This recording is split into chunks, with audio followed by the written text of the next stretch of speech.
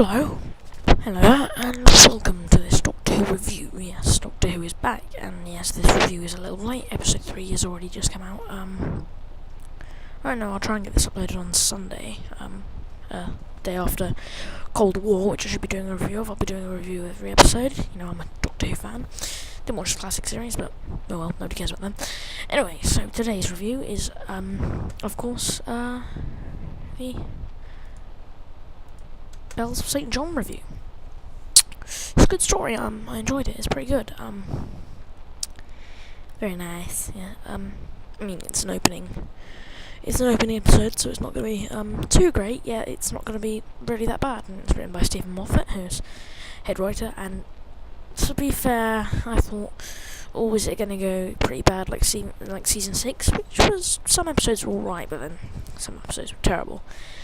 And I mean, Stephen Moffat doesn't seem to be writing as good as he was in Series 5, which was absolutely amazing. So Bells of St. John. Yeah, the monster in this, I didn't have that high expectations for. I thought it was going to be a massive mistake, considering it's called a spoonhead. Yes, a spoonhead. That thing. Yeah, a spoon. I mean, then, well, it didn't really happen. I mean, it was never known. It was only ever called Spoonhead once, and it wasn't even by the Doctor or by Clara, the new companion. We'll get on to her later. That doesn't sound like a euphemism at all. So yeah, Spoonheads. And they're really cool, I think, you know. Not the greatest of monsters, but like I said, it's an opening episode, so it's not going to be too magnificent. But still, so instead of looking like a spoon, they look like this. Yeah, which is pretty cool. I mean, the only aspect of the spoon is probably, well, the thin body. I mean, the thin the skeleton, because it's not actually a real human being. So it's the thin skeleton, and then you got the spoony back of the head. So, spoonheads. So, well, their actual name, I don't think it was ever released in the episode what their actual name was. I mean, I think there was like, I don't know whether it was like a cult or something, or an organisation that the bad guys, the enemies, were from. I mean, I know they were in the Shard. Was it called the Shard? No, it wasn't called the no, not called the Shard, is it? I don't know my way around London, because I don't live in London. No. So they're only known as, you know, servers or data cores. I think the Doctor called them data cores. Called by servers by the main baddie, who we'll get on to later. So they download people into the Wi-Fi, which is pretty cool. You know, aliens in the Wi-Fi with their weird language that looks a bit like Chinese, Japanese with a twist. Don't mean to be racist. I'm not being racist. It does. In all fairness, it does. It also looks like a bit like the Minecraft stuff. When you enchant something on Minecraft, you'll see the weird language, which is pretty stupid considering they should just tell you what enchantments you're gonna get. But anyway, this is about Doctor Who, not Minecraft. So yeah, they're totally thick. I mean, have you seen? Well, no, they look awesome and they look like totally clever because they're a computer, but they're a learning computer. Basically, they know nothing apart from a few basic words, you know. Probably downloaded a dictionary, and that's about it. That's all their knowledge. Yeah, like in one bit, just like no, where were you? What were you doing upstairs? I was upstairs. Okay, creepy. Are you a friend of my carer, whatever, the friend of that other person who I can't remember the name of, it doesn't really matter at all in the story? Yes, I am a friend of her. Yeah, anyway, so, the plot. It all starts off in Cumbria. Yeah, lovely. Except it's in 1207, not 2013. So, if we just have a recent catch-up from the Christmas special, the 2012 The Snowmen, the Doctor finds out that Clara is Oswin because of her last words. Yeah, Clara dies, Doctor goes mad. Sort of, I mean, he's known as the Mad Monk in Cumbria. When he hears the final words, "Run, you clever boy, remember," which coincidentally is used later on in the show, and coincidentally is the final words of Oswin. Yeah, they all look the same, don't they? I suppose the Dalek isn't that far off as well. Well, yeah, I'll leave you to judge. So, she's a babysitter, Clara. I think that's what she said. And, oh, guess what? She's a babysitter of the snowman! Yeah. If you wonder why I'm going to keep putting up this here Moffat, it's because he's always putting in little twists and little links, and it's just he's always messing around with the episodes. They're good, but they're just stop,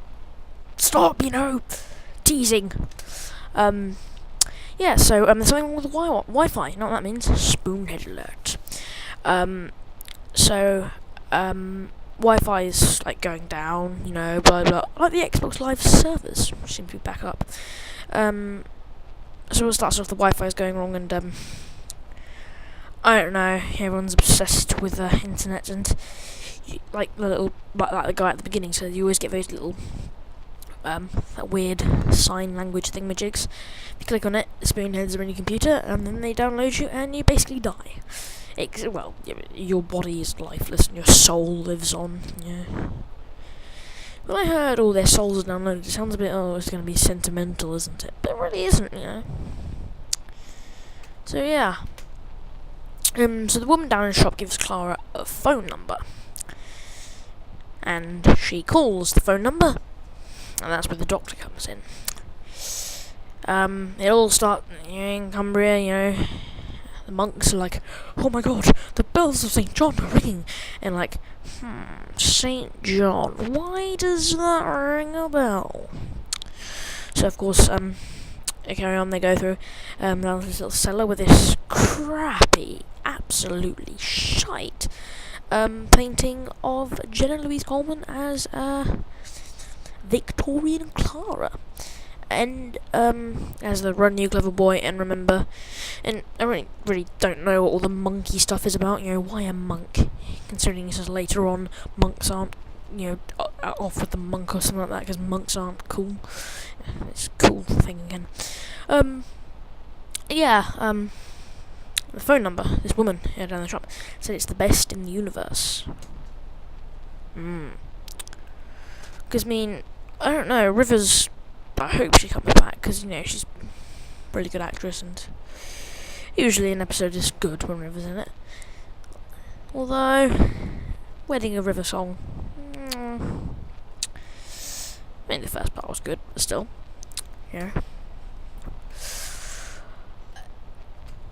But this is what I get. Do you remember this? This is a line from The Empty Child. When the Empty Child calls the doctor. He calls the doctor on that phone, and he's like, how can it be ringing? It's not connected or anything. Yep. And I think that's a couple of years ago, but it still applies. It's the same TARDIS. It's just changed the interior because it blew up a couple of times, that's all. Yeah, so Moffat's basically contradicted himself. That's only a once-in-a-lifetime thing, because the enemy, the Empty Child, could actually just, control any phone, whether it's connected or not. And guess what? Yeah, Stephen Moffat wrote that story.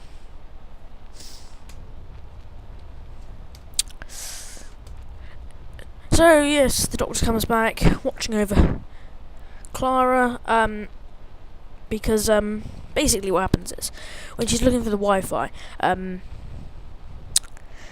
there's this password that, you type in the WPA2, something like that, address code thing, and it's, let me work this out, I never remember it, RYCBAR 123, and coincidentally, Clara has this, habit of making up sentences to remember things. I think you know where this is going. CBAR 123. Run, you clever boy, and remember 123. Yeah. So the doctor's like, "Oh my god, it's Clara! It's Clara!" Basically shouts and screams down the phone, and she puts 4. 1, 2, 4. I wonder if that means there'll be a 4. I wonder if it means Clara will die again. Oh wait, she does. Yeah. She clicks on the wrong thing, and then they download her. So basically, she dies. I mean, she dies a lot through this episode. Actually, she gets downloaded like 3 times. Hang on a minute. What's that? All of these codes things, Moffat. This isn't Sherlock. Yeah. So the story goes on, and the doctor gets turns into a spoonhead, downloads Clara, then he's like, "Oh my god, what's going on? Oh god." Messes about with the laptop for a bit. Oh yes, and they have a bike, which is pretty cool. Well, it's pretty cool. Then it turns out to be absolutely amazing. I mean, I suppose it's a bit weird, the bike coming out of the TARDIS. It's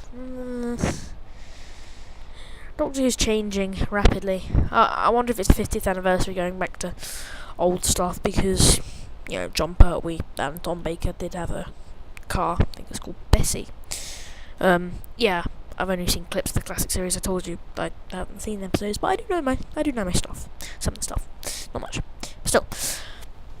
So they go to I think it's St. Paul's Cathedral. I swear that's where they were, and she's working on his laptop.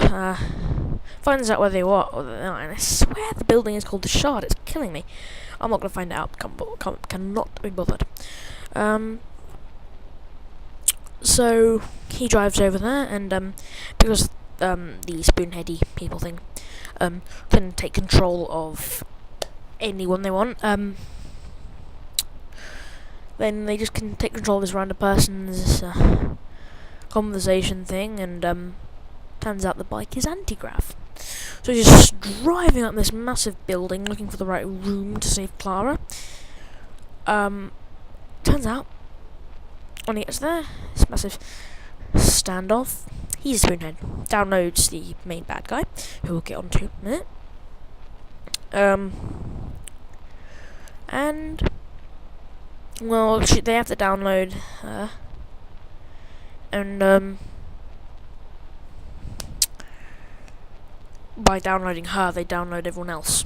So, what do? They can't disobey their boss.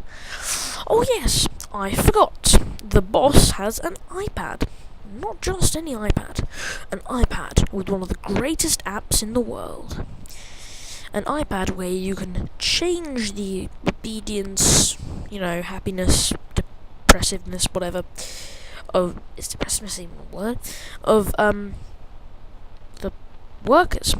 So, turn the obedience up. And he downloads the entire thing and everybody, and then the whole place goes to shit, the whole plan goes to shit, and Doctor saves the day. Simple as that. I mean, I was thinking this is all going a bit fast. I mean, they hadn't really focused on it that much, but then I realised, oh yeah, 45 minutes, I'm sorry. So that's pretty much it. Oh yeah, Great Intelligence is back. Richard E. Grant. I mean, he was absolutely wasted in The Snowmen, so I'm hoping that he'll have better hope. And I wonder if the Great Intelligence come back, the Yeti will be back, because the Yeti will produced Patrick Troughton, the story. And I wonder if I think it was Ian McKellen who did the voice. I wonder if Ian McKellen will be coming back. As I swear, Ian McKellen did the voice. Yeah. Yeah. So the Great Intelligence is in it briefly by his teaser, as Moffat does. And he doesn't really do much, but he's in charge of this whole operation. And I can't wait for the final episode, because we find out something about the Doctor that we've never known before. Now that's not a spoiler alert. It says that. Look in the Radio Times episode guide. I wonder if it'll be his name. Although, if they do release his name, I'm worried it's going to be something stupid like Jeff. Don't worry, I'm Dr. Jeff. I'm here to save the day. And, not only is Richard E. Grant in it, this one's in it. Yeah, I know what you're thinking, weird one from Nanny McPhee, and that actually is her, if you're doubting. The main bad guy, or bad girl. Not a euphemism. And she does a really good performance. She is actually a really good actor. I mean, she doesn't actually act like this. God, she's a bitch, but it's rather sad. I mean, basically, these Spoonhead people have actually been downloaded themselves. And, well, they don't know what's going on. They have no idea where they are. Unit comes to secure the area with big guns. And turns out, I think her name's Celia something. I'm not sure. The actress, I have no idea what her name is. It keeps slipping my mind. Turns out she's actually a child. She was downloaded when she was a child. You know? And, yeah, so, all in all, the episode is, really great. I really enjoyed it. Well, no, it's not really great. I did enjoy it, and, you know, Jamie Dodgers, of course, it's going to be good. If you haven't seen the episode, and you decided at the beginning, oh no, spoiler alert, better go, I should put that there'll be a spoiler alert on, sorry about that. But if you ever stayed all the way through, and you're thinking, ooh, even though I know the plot, I still want to go and watch it, then go watch it. I haven't revealed everything, I don't think, you know. You've still got to look forward to quadricycles and leaves. And then, finally, I won't give it a rating, but I enjoyed it. There were, a few problems. Flirting, you know. I mean, Series 5, Amy Pond, flirting. It's not meant to be like that. You know? She's a companion, not a... She's a companion, not a girlfriend or whatever.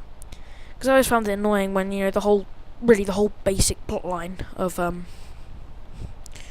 David Tennant story was the love between the Doctor and Rose. I mean, Arthur C. Davies is a good writer, but seriously, stop with this love aspect. So, yeah, flirting, annoying, but he's not like with River Song where, you know, wife and all that, so they, he joins in. He's sort of, well, he's like, oh, no, I didn't mean that, you know, or, whatever, and a bit jokey about it, and oh, dear, and, which is quite good, quite nice, because I hope if there is any more flirting, I hope it continues like that. I mean, I suppose there's allowed to be a bit of mild flirting in the first episode. You know, I suppose. I don't know. Apart from that, really, it was quite a good episode. I'm not going to rate it out of 10. I might. Depends. And I, for one, thought it was rather funny. Rather dark in some areas. Creepy. And all in all, decent story. I would have already watched episodes 2 and 3, and so the Rings of Akaten should be coming up soon. When I looked the next time, I thought this is the writer of The Doctor's Wife. I think he's the writer of I think he's the writer of The Doctor's Wife, which was absolutely terrible. It had its moments where it was quite fun. I like the sequence when Rory and Amy was in the TARDIS, but I mean, apart from that, it's terrible. And so I didn't have high hopes for it. When I saw it, I thought, I'm not sure if I'm gonna like this. You know, I mean, the creatures were pretty good, but with my experience of the newest series of Doctor Who, I feel that I thought with the Spoonheads one as well. Yeah, that I keep thinking the monsters are just going to be wasted, and that's my fear of the third episode, which I was really looking forward to. Cold War with the Ice Warriors, and I was really thinking, oh my god, it's an Ice Warrior story. You know, I haven't seen the classic series Ice stories, but I think the Ice Warriors look so awesome. But I thought, are they just going to waste the monster? You know. But I mean, it's Mark Gatiss, so it should be a good story. So keep an eye out for those 2 reviews. I might start doing a system of rating out of 10. If I do, I will do the ratings of the episodes that I haven't given out a rating. Hope you enjoyed this review. More coming on the way, along with some autopsies of crappy music. Well, music that I find crappy. Feel free to dislike those, or feel free to like it if you agree. So enjoy everything that's coming up. Have a nice evening, or yeah, really, I should upload this sometime in the evening. So have a nice evening, I guess, or have a nice day, or have a nice whatever the weather, whatever. Bye.